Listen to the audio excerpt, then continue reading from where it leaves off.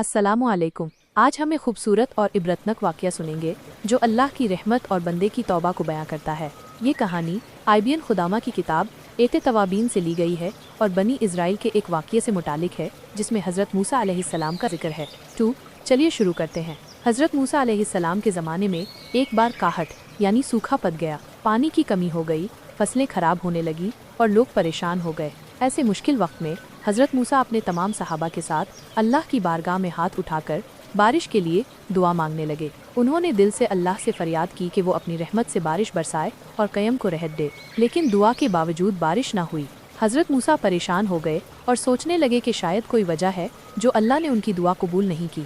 तब अल्लाह की तरफ से हज़रत मूसा को गैब से आवाज़ आई। अल्लाह ने फरमाया, आए मूसा, तुम्हारी क़यम में एक ऐसा शख्स है जिसने अभी तक अपने गुनाहों की तौबा नहीं की, उसकी वजह से बारिश रुक गई है। ये सुनकर हज़रत मूसा ने अपने सहाबा को जमा किया और कहा, मेरी क़यम के लोगों, तुम में से कोई ऐसा है जिसने अभी तक तौबा नहीं की? उसके गुनाह की वजह से हम सब बारिश से महरूम हैं। जो भी है वो तौबा कर ले ताकि अल्लाह हम पर रहमत नाजिल करे।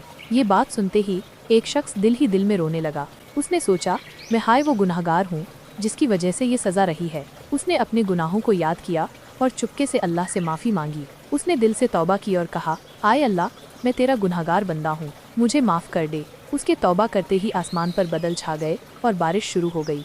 ये देखकर सहाबा हैरान हो गए और बोले, आए मूसा, तुमने कहा था कि बारिश नहीं होगी जब तक गुनहगार तौबा न करे, लेकिन अब बारिश हो रही है, ये क्या मजरा है?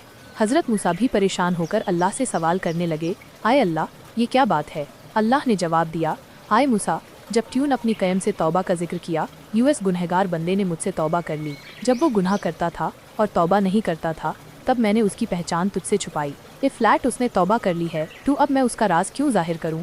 ये वाक़या हमें सिखाता है कि अल्लाह की रहमत बेपनाह है। जब बंदा दिल से तौबा करता है तो अल्लाह उसकी हर ख़ता माफ़ कर देता है। हमें भी चाहिए कि हम अपने गुनाहों से तौबा करें और अल्लाह की रहमत पर भरोसा रखें।